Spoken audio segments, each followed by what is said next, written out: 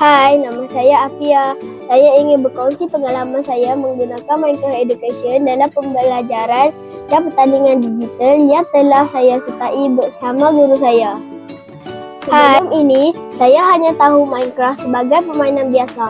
Tetapi, selepas cikgu memperkenalkan Minecraft Education di dalam kelas, saya mula sedar bahawa aplikasi ini sebenarnya boleh digunakan untuk belajar, berfikir secara kreatif dan menyelesaikan masalah.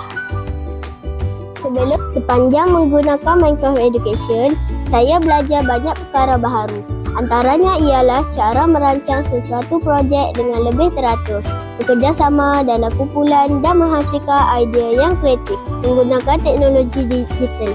Saya juga belajar bagaimana untuk membina sesuatu struktur dengan lebih teliti dan mengikut tema yang diberikan.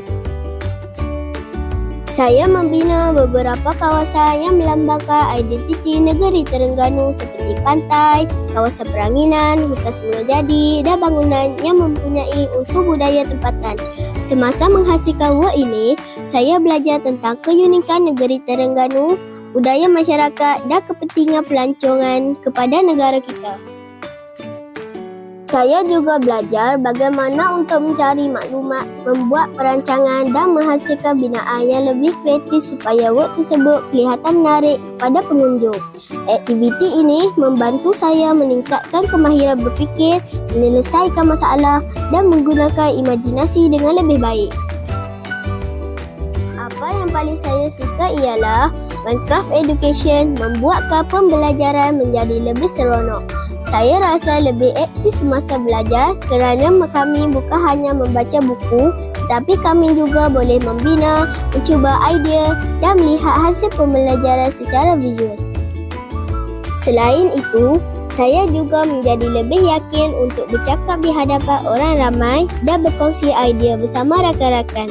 Saya belajar bahawa setiap idea yang kreatif boleh dikembangkan jika kita berusaha dan berani mencuba perkara baharu.